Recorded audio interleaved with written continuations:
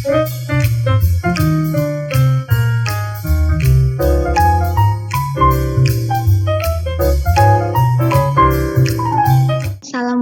warahmatullahi wabarakatuh. Halo semuanya, selamat datang di podcast Dewan Eksekutif Mahasiswa UIN Sunan Gunung Jati Bandung. Kembali lagi nih bersama aku, Ilma,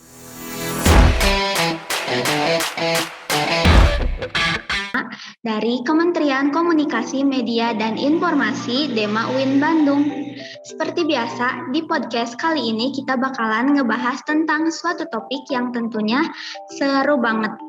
Nah, teman-teman di rumah, gimana nih kabarnya? Buat teman-teman yang lagi ada di kondisi sehat, tetap jaga kesehatan ya.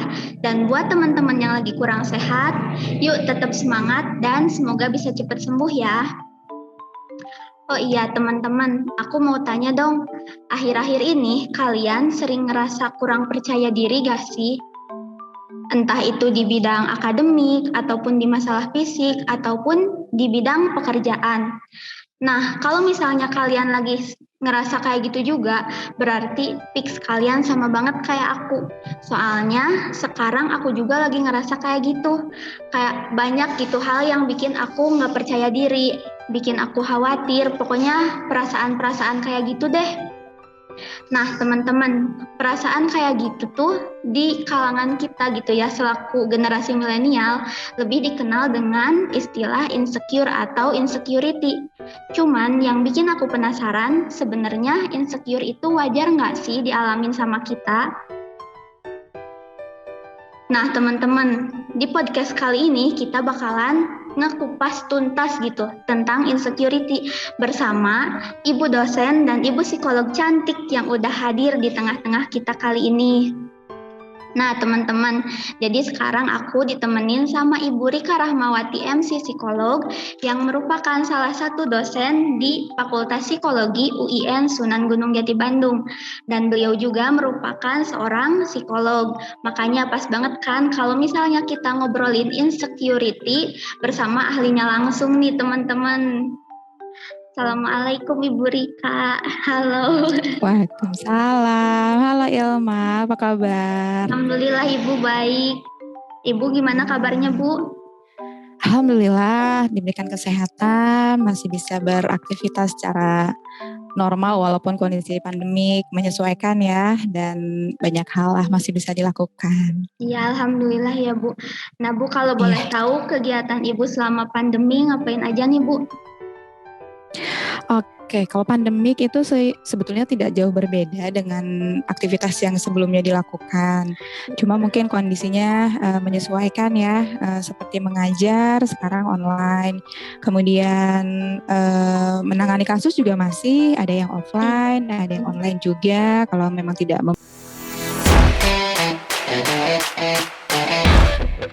memungkinkan tatap muka, kemudian tetap juga mendampingi anak belajar karena sekarang belajarnya dari rumah ya, jadi itu tambahan tugasnya. Nah iya Bu, biar aku nih sama teman-teman pendengar podcast Dema UIN Bandung ini nggak makin penasaran dan rasa penasarannya bisa terjawab gitu Bu tentang insecure ini. Kita mulai bahas yuk Bu tentang insecure ini. Oke, nah Bu kita mulai dari pembahasan yang paling umum atau yang paling dasar nih Bu. Sebenarnya kalau dari perspektif psikologi yang disebut dengan insecure itu apa sih Bu? Oke, perspektif psikologi ya, insecure atau insecurity atau rasa tidak aman gitu. Nah ini saya gunakan definisi dari APA, American Psychological Association. Jadi insecure menurut APA itu adalah perasaan tidak mampu, kurang percaya diri, dan ketidakmampuan untuk mengatasinya. Disertai dengan ketidakpastian, juga muncul kecemasan umum tentang tujuan yang akan dicapai, dan ada masalah dengan hubungan dengan orang lain gitu. Jadi kurang lebih insecure itu ada aspek-aspek tersebut di dalamnya gitu Ilma. Oke, nah Bu, sekarang aku pengen tahu dong tentang ciri-ciri dari orang yang insecure itu seperti apa sih Bu? Ciri-ciri ya dari Ya. orang-orang yang mengalami insecure. Ini mungkin kita bisa berkaca dari diri sendiri, dari orang lain gitu. Karena ya insecure itu sesuatu yang lumrah kadangnya dialami oleh banyak orang gitu. Nah, ini ciri-cirinya kalau kita lihat ada yang bisa tampak dalam perilakunya, ada juga yang mungkin baru disadari itu ketika kita mengamati diri kita yang sesungguhnya gitu ya, sampai ketemu oh iya ya kenapa sih saya begini, ini sesuatu yang salah nih, kayaknya saya insecure gitu, baru ketahuan nah setelah ada hal-hal semacam itu atau setelah kita ngobrol dengan orang lain. Nah, ciri-cirinya yang pertama, karena tadi ada aspek kita berinteraksi dengan orang lain ya, ada aspek interaksi sosial, maka manifestasinya bisa berupa kita jadi menarik diri dari lingkungan. Jadi kita nggak percaya diri untuk ketemu orang.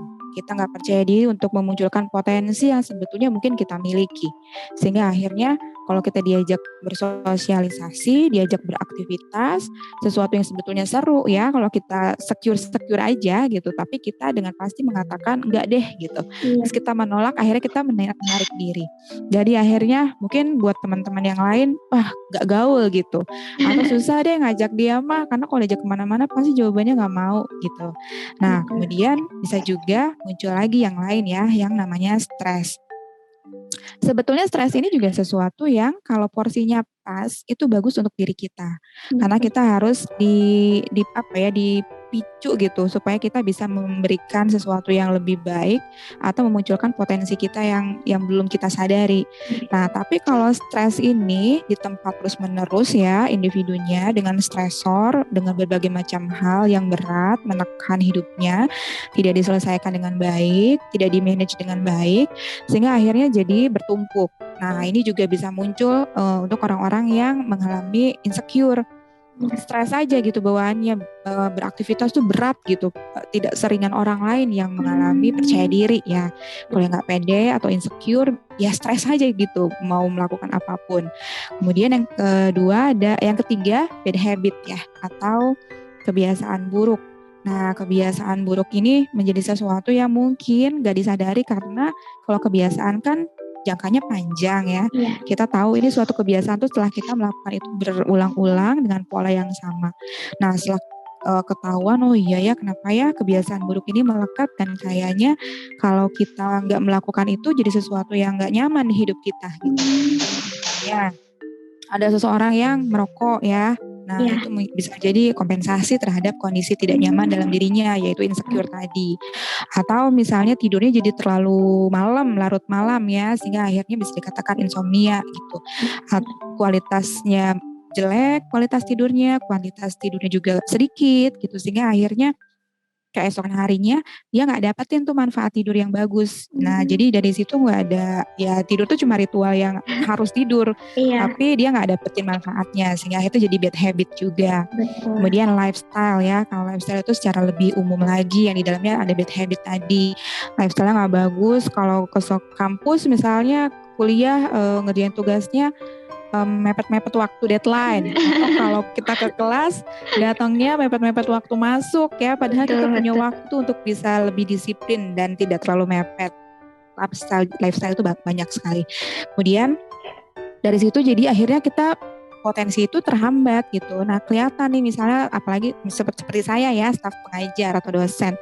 Nah, itu saya bisa melihat kenapa nih mahasiswa ya kelihatannya potensinya dia punya, tapi ketika dilihat report dari akademiknya nggak bagus ya, contoh yang paling deket nih gitu. Kalau dilihat-lihat dari beberapa ciri, dari beberapa aktivitasnya, dia tuh mampu sebetulnya, tapi misalnya IPK-nya kok jelek gitu, terus ada perilaku-perilaku lain yang mendukung, sehingga akhirnya kayaknya potensi dia terhambat nih, ada sesuatu kah di situ. Nah, itu bisa jadi mungkin ada kondisi insecure tadi yang akhirnya membuat dia jadi tidak percaya diri atau hal lainnya, atau misalnya tadi menghambat dia untuk berinteraksi sosial dengan orang lain, sehingga akhirnya potensinya tuh terpendam gitu, gak kelihatan. Kurang lebihnya itu Ilma, ciri-ciri dari insecure. Oke, baik Bu, kan tadi Ibu udah ngasih tahu nih kita pendengar podcast Dema UIN Bandung mengenai ciri-ciri dari orang yang insecure. Nah Bu, kemudian apa sih hal-hal apa saja gitu yang bisa menyebabkan seseorang itu merasa insecure? Oke, penyebabnya ya, ini yang harus kita tahu nih. Setelah kita mungkin merasa insecure atau setelah kita tahu teman kita insecure, setidaknya nanti kita bisa bantu orang lain atau bantu diri kita sendiri dulu Iya, dari tahu penyebabnya apa gitu kan. Nah, ada beberapa hal yang bisa menjadi penyebab munculnya insecure dari dalam diri seseorang. Yang pertama pola asuh. Nah, pola asuh itu kita kembali runut ke masa lalu kita. Kalau kita sekarang udah di usia-usia mungkin seperti Ilma remaja akhir atau mau masuk dewasa pas awal ya. awal. Dan ya kalau pola asuh tuh kita bicara masa kanak-kanak dulu gitu yang ya itu masa lalu mungkin tidak bisa kembali lagi, udah pasti nggak bisa kembali ya, tapi kita masih bisa memperbaikinya gitu. Nah pola asuh ini juga kita bisa cegah kalau suatu saat nanti kita memberikan pengasuhan kepada anak supaya nanti tidak terjadi hal yang sama atau belajar dari pengalaman orang bahwa insecure itu bisa disebabkan karena pola asuh yang tidak baik. Nah pola asuh ini bisa misalnya orang tua menerapkan pola asuh yang terlalu ketat atau otoriter. Hubungan antara orang tua dengan anak tidak hangat ya, jadi dingin Iya, gitu. Power itu hanya ada di satu pihak saja, yaitu orang tua punya aturan, tapi aturan itu orang tua yang memunculkannya. Tidak ada dialog, tidak ada komunikasi antara orang tua dengan anak, sehingga akhirnya ya anak tuh pengennya sih tanya, pengennya protes, kenapa sih aturannya gini, tapi nggak ada kesempatan untuk itu, karena jangankan untuk bertanya ya, ketemu sama orang tua aja itu suasananya udah horor gitu di rumah. Ngedengar suara ayah atau ibunya bicara atau batuk aja itu udah sempit gitu. Nah, ada suatu ketidakhangatan, ada suatu kondisi jadi insecure attachment-nya gitu, ada iya, suatu kelekatan yang akhirnya membuat dia jadi merasakan tidak nyaman ada di rumah. Atau misalnya orang tua ngasih hukuman terlalu berat sampai ke hukuman yang verbal terlalu menyakitkan ya, atau fisik ada abusive di situ. Jadi kondisinya child abuse, anak yang diberikan kekerasan oleh orang tua atau orang dewasa yang ada di sekitarnya. Sehingga itu menjadi suatu kondisi traumatik dan akhirnya merembet kepada suatu kondisi yang namanya inner child. Mungkin ya kalau sekarang Ilma iya, pernah iya. dengar sering dibahas mengenai itu. Sehingga akhirnya ketika dewasa ya jadi insecure orangnya, bawaannya takut gitu. Jadi seolah-olah dari alam bawah sadar dia tuh mengatakan kamu gak boleh gini, kalau kamu gini nanti kamu salah, kalau kamu salah nanti kamu dapat hukuman. Nah jadi skema yang terjadi di masa lalu tuh muncul lagi di masa ketika dia dewasa karena tidak diselesaikan dengan baik kondisi itu. Itu pola asuh ya, kurang Iya, Bu. lebihnya seperti itu. Kemudian daya tahan mentalnya dia ya, pentolerance juga itu bisa menjadikan seseorang mengalami kondisi insecure. Nah ini penting ya, makanya kita tuh hidup perlu stres. Ketemu stresor tuh jangan dianggap bencana gitu, karena kalau kita kembali lagi kepada ajaran agama, Allah tidak akan memberikan sesuatu melebihi kemampuan kaumnya ya, Betul. hambanya. Kemudian kalau kita dikasih ujian, ya kita mindsetkan saja bahwa itu bisa mengangkat derajat kita. Sehingga kalau kita dikasih stresor, ya kita atasi itu dengan baik. Tapi ada orang yang tidak bisa mengatasi itu. Mungkin karena kondisinya memang pentoleransinya tidak terlatih dengan baik ketika kembali lagi waktu kecil. Nah, kalau hidup penuh dengan cobaan keras ya hidupnya, mungkin itu bisa kita muhasabahkan bahwa ini salah satu cara supaya kita bisa terlatih sehingga kita nggak mudah jadi merasakan insecure gitu, karena ada kondisi orang lain yang jauh lebih parah mungkin daripada Ada kita. kita. Ketahanan psikologis atau ketahanan mental itu yang kedua. Yang ketiga jadi kepribadian ya. Kalau kepribadian ini sudah lebih menyeluruh dan ini akan terlihat ketika seseorang sudah masuk usia dewasa. Kalau masa anak-anak tuh masih masa-masa ditabung gitu kondisinya ya, dapetin pola asuh, kemudian diserap, diinternalisasi oleh anak, kemudian masuk memori, long term memori, kemudian sampai dewasa akhirnya menjadi suatu kepribadian yang utuh. Dia menjadi seseorang yang seperti apa jati dirinya. Nah itu, jadi itu kurang lebih 3 hal menurut saya yang bisa menyebabkan seseorang menjadi atau mengalami insecure. Itu Ilma. Oke, nah Bu, aku tuh sering banget nih dapat pertanyaan ini dari teman-teman yang lain. Sebenarnya insecure yang secara berlebihan itu termasuk ke dalam salah satu mental disorder atau gangguan mental, ataukah insecure itu hanya bisa menyebabkan gitu Bu ke mental disorder? Ya, insecure ini sebetulnya bisa terjadi pada siapapun ya. Tapi tadi kembali porsinya gitu, Hmm, dosisnya ya kalau kita bicara, iya, kadarnya. sejauh apa dia mengalami insecure, dan setelah itu kalau dia udah insecure, dia aware nggak dengan kondisi insecure-nya, dan dengan aware-nya itu dia melakukan apa. Tapi kalau misalnya dia tidak sadar, tidak peka dengan kondisinya, setelah itu dia juga tenggelam dengan kondisi insecure-nya sehingga akhirnya dia tidak bisa adaptif terhadap tuntutan lingkungannya, itu bisa menghantarkan dia menuju kondisi-kondisi yang lebih parah sehingga akhirnya menjadi gangguan mental yang lebih parah dan akhirnya harus diselesaikan dengan konseling atau dengan terapi yang lebih profesional gitu. Tapi kalau insecure ini masih sesuatu yang baru muncul ya, kadarnya tidak terlalu tinggi gitu. Ini masih bisa diselesaikan dengan cara-cara yang sehari-hari gitu. Kemudian kita curhat ke teman juga akhirnya bisa dapat solusi. Kemudian perilaku adaptif kita bisa muncul setelah kita ngobrol sama teman karena ada sharing gitu ya sesama teman yang mungkin juga mengalami hal yang sama. Nah itu masih oke, masih tidak bisa dikatakan gangguan mental yang berat gitu. Tapi tadi ya kembali kalau ini terus berlanjut nggak diselesaikan berat, harus ditangani secara profesional, bahkan mungkin tidak hanya dengan psikoterapi tapi dengan farmakoterapi, ya udah ini jadi sesuatu yang bisa dikatakan gangguan mental yang lebih serius lagi gitu. Oke. Nah, bukan tadi Ibu sempat menyinggung ya kalau misalnya insecure itu bisa dialami oleh siapapun. Nah, sebenarnya tingkatan usia punya kadar insecure-nya masing-masing atau misalnya siapapun itu bisa gitu Bu ngerasain insecure di tahap yang seperti itu? Ya, sebetulnya ini bisa terjadi di semua usia ya, karena kita juga pada umumnya manusia itu selalu ingin ada dalam kondisi nyaman. Bayi aja bisa nangis kan, itu salah satu komunikasi yang bisa diberikan dan akhirnya menjadi interaksi sosial antara bayi dengan orang tuanya gitu. Karena dia mungkin mengalami suatu kondisi tidak nyaman. Atau misalnya anak yang baru mau masuk sekolah nih, anak baru mau masuk TK atau mau masuk SD, mereka akan mencari kondisi-kondisi yang membuat mereka nyaman.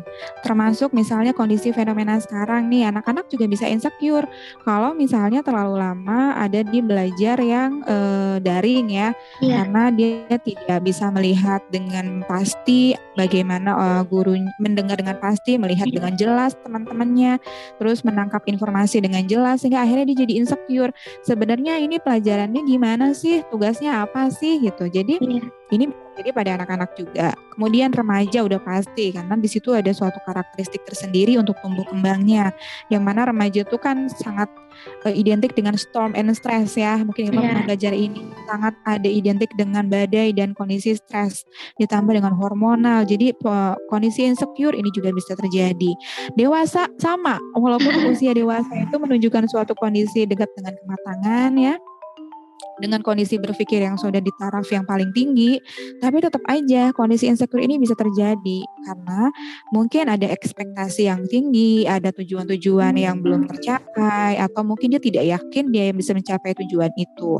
Termasuk hal-hal yang paling dekat dengan kita, misalnya kita ya Ilma ya, body goals gitu. Kalau sekarang ya ada jerawatan dikit, ada orang yang mengalami insecure berlebihan sehingga akhirnya jadi nggak mau keluar rumah seperti itu. Nah muncullah produk-produk skincare sekarang yang akhirnya bisa membuat orang jadi merasa secure dengan kondisi muka yang flawless nih kayak Ilma nih, waduh flawless banget. Itu salah satu cahaya Ibu ini mah. Ya gitu. Nah terus belum lagi hal lainnya ya, ditambah di dunia akademik mahasiswa, bagaimana cara dia bisa bicara di depan umum, bisa bicara di depan kelas ketika harus presentasi. Wah itu panik juga bisa membuat dia jadi bermasalah ya, malah diketawain dan sebagainya. Belum lagi suka sama temen, itu juga bisa insecure juga. Jadi kalau lihat dari usia sih semua bisa mengalami ini. Apalagi dia kalau sudah mulai punya interaksi sosial yang lebih luas ya. Seperti tadi punya teman di sekolah yang udah mulai banyak tuntutan, mulai dari PAUD sampai ke mahasiswa, sampai ke dunia kerja, dunia pernikahan. Semua itu bisa menjadi potensi untuk kondisi insecure ini. Gitu Ilma. Oke Ibu, nah kan kita tadi udah ngebahas ya mulai dari pengertian, ciri, penyebab dari insecure. Nah sekarang aku pengen tahu dong Bu, cara biar kita bisa mengendalikan gitu Bu rasa insecure yang kita miliki. Caranya ya, Iya. Tadi ya sebetulnya basic yang pertama kita cari tahu dulu sebetulnya kenapa sih kita kayak gini, kenapa sih kita nggak nyaman, kenapa sih kita selalu menghindari teman-teman yang sedang berkumpul gitu, atau kita selalu apapun itu yang akhirnya buat kita jadi insecure ya. Iya. Kita selalu ngaca gitu, dikit-dikit ngaca. Atau misalnya kita dikit-dikit tanya, aku gendutan gak sih gitu ya. Iya. Atau misalnya hal lain lah. Itu contoh yang paling, anak-anak pun ada yang sampai ke situ. Ada yang sampai ke aware ya, atau cemas lah terhadap kondisi kulit. Anak-anak seperti itu. Ya ini hal menjadi suatu fenomena yang mungkin harus juga ditangkap dan orang tua harus peka ya. Nah cari tahu dulu, termasuk teman-teman ya yang kuliah ya, kenapa sih kita kayak gini, kenapa sih kita insecure, masuk kelas aja duduk harus di belakang gitu, nggak berani duduk di barisan paling depan ya, kenapa nggak mau, takut banget tuh ditanya sama dosen. Nah cari tahu kendalanya, kenapa takut ditanya sama dosen, kalau kita tahu jawabannya jawab aja, oh dosen pasti akan mengenal kita kan, sehingga akhirnya membuat kita jadi lebih baik lagi dan lebih dikenal dosen dengan nilai yang lebih baik. Kemudian setelah kita cari tahu kendalanya, kita naikkan PD kita gitu. Nah, naikkan PD-nya dengan cara kita harus belajar banyak hal. Dari situ kita punya skill. Nah, kalau kita udah punya banyak kemampuan, akan buat kita jadi percaya diri. Sehingga akhirnya buat kita jadi lebih mampu mengoptimalkan, mampu menunjukkan kepada orang-orang yang ada di sekitar kita mengenai potensi itu. Nah, itu ya, tingkatkan kemampuan tadi. Atau juga bisa dengan beberapa hal lainnya ya, cara yang bisa membuat kita jadi mampu untuk lebih percaya diri. Nah, ini saya tambahkan ya, Ilma. Boleh, Ibu. Jadi, cara kita untuk bisa membangun kepercayaan diri, karena tadi kan percaya diri itu basic ya, bisa jadi suatu aspek yang memunculkan seseorang jadi insecure. Nah, hal yang bisa instan kita bikin supaya orang lain tuh melihat kita seseorang yang gak insecure gitu, seseorangnya secure aja. Yang pertama kita senyum sama orang. Iya. Kalau kita merasakan gak pede sama orang lain, kita senyum duluan aja.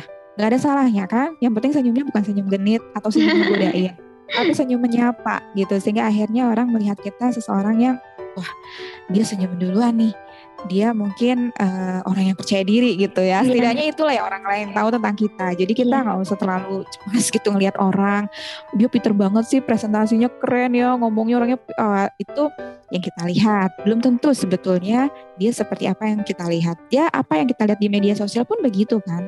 Orang memposting sesuatu yang merupakan kelebihannya, padahal sebetulnya di balik itu ada juga kok kelemahan-kelemahan yang kita nggak tahu karena dia nggak posting gitu. Jadi kita lemparkan dulu senyuman ke orang lain. Yang kedua, kita harus tampil rapi di depan orang lain. Nah ini yang buat kita jadi percaya diri, sehingga akhirnya kita pede. Mau ketemu sama siapapun, kalau kita udah rapi, kita akan bisa lebih menempatkan diri bahwa kita memantaskan diri berada di situ. Kalau kita rapi itu kita menghormati orang lain dan orang lain akan menghormati kita juga. Itu yang menjadi prinsip ya. Gak perlu mahal, yang penting rapi. Kalau baju disetrika dulu, mix and match-nya ya, mungkin Ilma ngerti bagaimana melakukan itu gitu. Kemudian kontak mata lawan bicara ya, ini eye contact juga penting Ilma. Ada saatnya kita memang harus godul basor ya, kita menjaga pandangan. Tapi ketika berinteraksi tidak ada salahnya kalau kita juga menatap mata lawan bicara kita, sehingga dia bisa tahu bahwa kita menyimak apa yang sedang dia bicarakan. Kemudian juga kita terlihat percaya diri ya itu sih tinggal diatur aja, nggak mesti kita harus melototin gitu. Kalau itu kan merasa diawasi atau merasa terancam kondisinya, sehingga kita bisa sesuaikan menatapnya seperti apa. Kemudian berpikir positif juga ya, you are what you think, itu betul sekali. Bagaimana diri kita kalau kita merasa bahwa saya adalah orang yang insecure, saya adalah orang insecure, ya udah kita akan jadi orang insecure gitu. Ya ucapan itu, doa itu betul. Jadi kita harus berpositive thinking bahwa saya adalah orang yang secure aja. Saya punya kelemahan, saya juga punya kelebihan, tapi tidak membuat saya jadi sombong gitu. Saya bisa menempatkan diri dengan orang-orang yang lain. Kemudian jadi diri sendiri ya. Kita mungkin punya idola, kita mungkin punya sosok yang ideal, yang ingin kita contoh, tapi kita juga harus tetap menjadi diri kita sendiri, sehingga akhirnya kita nyaman dengan pembawaan diri kita. Kita nggak terlalu terseret-seret dengan bayangan orang yang ideal itu gitu. Kalau kita nggak mampu kan bahaya ya, tapi kalau kita mampu sih oke-oke aja gitu. Jadi be yourself itu juga penting. Kemudian bicara dengan suara yang jelas. Nah Ilma, ini juga ya salah satu hal yang mungkin kita bisa coba latih. Ketika bicara tuh pastikan kita yakin dengan apa yang kita sampaikan. Nah, kalau kita yakin gimana? Ya kita harus cari tahu dulu yang kita sampaikan tuh betul atau tidak. Jangan sampai itu omong kosong ya, atau hoax yang kita sampaikan. Secara tidak sadar, kita jadi seperti yang terlihat ragu-ragu, sehingga orang akan melihat kita juga meragukan kita gitu. Nah, kita harus cari tahu banyak hal, kita belajar banyak hal, sehingga kita nanti tahu bahwa itu suatu kebenaran, kita sampaikan itu menjadi sesuatu yang pasti. Belajar juga untuk berbicara secara sistematis ya, kalau kita mau bergaul dengan orang lain. Nah, itu semua dilatih sehingga akhirnya kita secara perlahan akan menjadi secure. Insecure-nya lama-lama hilang. Kalau sekarang insecure, ya nggak apa-apa. Lesson learn. Kita belajar dari pengalaman. Learning by doing gitu. Jadi semua orang punya hari pertama masuk sekolah. Semua orang punya hari pertama stresnya itu muncul. Tapi semua orang bisa beradaptasi dengan waktunya masing-masing. Nah, ini yang kita pelajari. Kita belajar aja dari situ. Kita yakinkan bismillah, ikhtiar untuk suatu kondisi yang lebih baik sehingga kita jadi secure gitu Ilma kurang lebihnya. Oke, Ibu. Oke, Ibu, kita lanjut ya. Ya. Kan tadi Ibu sempat nyampein ya, Bu. Apa sih kayak biar kita itu love yourself gitu kan, lebih mencintai diri sendiri. Nah, Bu, aku pengen minta tips dong dari Ibu biar kita bisa lebih mencintai diri kita sendiri. Soalnya kadang aku tuh ngerasa kalau mencintai diri sendiri itu kadang susah gitu, Bu. Kenapa susah? Kok bisa susah? Gak tahu, Bu, kayak apa ya, kayak susah aja gitu, kayak iya apa teh pengen ngerasa gini, tapi ada aja gitu halangannya teh. Oke, self love ya Ilma ya. Iya betul. Ya ini penting ya untuk kita juga bisa menjadi diri kita apa adanya, diri kita yang sesungguhnya, kita mau jadi siapa gitu. Sehingga akhirnya nanti runutannya jadi secure, tidak insecure lagi. Nah, self love yang sekarang juga sering kita dengar, sering kita bahas ya di media sosial, di webinar-webinar, itu hal yang bisa kita lakukan dan itu bisa dilakukan saat ini dengan hal yang paling kecil yang mampu. Self love itu yang harus kita tanamkan dulu, bukan pengalihan ya, bukan menghindar dari kenyataan. Misalnya aku tuh tugasnya banyak banget, dosen ini ngasih tugas, ini kuliah di awal-awal kan biasanya tugas semua yang ada ya. Sehingga akhirnya progres itu sedang dikerjakan satu-satu, tapi sudah mulai ada stresor-stresor yang terasa. Sudah ada stres yang muncul. Sehingga akhirnya aku kayaknya lelah gitu. Aku sudah fatigue dengan semua ini. Belum ada yang fatigue Zoom juga ya. Banyak banget ya hal yang dikeluhkan. Sehingga akhirnya kita merasa kita ada dalam kondisi yang menderita gitu. Nah, kalau udah begini kita merasakan kelelahan, betul kita harus melakukan self love. Self love-nya itu bukan berarti kita udahlah kita out aja dari kenyataan ini, saya nggak sanggup, saya harus self love. Kalau saya kerjakan nanti saya bisa stres gitu misalnya ya, atau saya bisa mengarah ke arah depresi gitu. Itu defense mekanismenya. Tapi kan kita tahu dosen itu memberikan tugas itu tidak akan memberatkan sebetulnya ya. Kalau kita lihat sisi baiknya, berarti mungkin di situ manajemen waktunya yang belum tepat, sehingga akhirnya kita harus mengerjakan semuanya dan kita harus bisa menempatkan mana waktu untuk me time, mana waktu untuk mengerjakan semua dengan status sosial kita sebagai mahasiswa, sebagai dosen untuk saya misalnya, sebagai ibu juga, sebagai anak ya mungkin untuk Ilma, sebagai sahabat, sebagai status sosial yang lainnya. Nah, ada saatnya kita diajak juga misalnya kita jalan-jalan yuk, kita kongko yuk. Tapi kita takut dengan kondisi COVID sekarang ya, sehingga akhirnya kita pengen nolak no gitu. Cuma ada kalanya kita nggak tega ngomong karena nggak enak ngomong tidak ya, sehingga akhirnya self love-nya nggak dapet. Kita pengen di rumah, kita pengen istirahat, kita pengen ngerjain tugas gitu. Itu kondisi yang ada. Nah, self love itu selain tadi ya misalnya kita break boleh, break sebentar. Kita luangkan waktu untuk bisa lebih mindful dengan keadaan ini. Kalau kita lelah, kita rasakan bagian tubuh mana yang sakit karena mungkin bisa psikosomatis. Ada satu titik terlemah di diri kita yang akhirnya diserang karena mungkin kondisi psikis kita sedang nggak baik ya. Misalnya ada orang yang stresnya jerawatan, ada yang stresnya ke lambung, asam lambungnya jadi tinggi, ada yang stresnya ke pundak, sakit gitu pundaknya ya, Iya, kemudian yang stresnya ke kepala jadi migrain. Banyak, tiap orang betul. beda-beda. Ada yang sakitnya muncul asma atau kepernapasan dan lainnya. Nah, Betul. itu yang kita mulai sadar dulu. Kita peka, kita ngobrol sama badan. Kamu kenapa badan gitu ya? Kalau kita bisa ngobrol, Iya, apa yang kamu rasakan? Kamu sakit di situ ya? Oke, maaf ya, selama ini aku terlalu keras bekerja, betul. terus aku terlalu egois tidak memperhatikan kesehatanmu gitu. Kan kita juga harus ngobrol self hypnotherapy dengan badan kita sendiri gitu. Kalau kita mungkin saat itu tidak bisa mengandalkan orang lain untuk membantu kita. Nah, udah begitu, kita setelah aware, setelah mindful ya lebih tenang gitu, kita harus lakukan sesuatu. Misal tadi udah lelah nih, kita duduk, bikin coklat anget gitu ya. Itu juga self love kan, memunculkan sesuatu yang bisa bikin kita bahagia, hormon dopamin kita dipancing.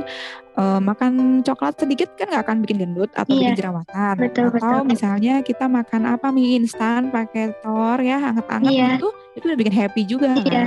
Sesuatu yang murah tapi bisa bikin kita lebih mencintai diri. Itu salah satu hal yang bisa kita lakukan. Tapi itu tadi tidak boleh kita jadi escape dari kondisi yang seharusnya kita selesaikan.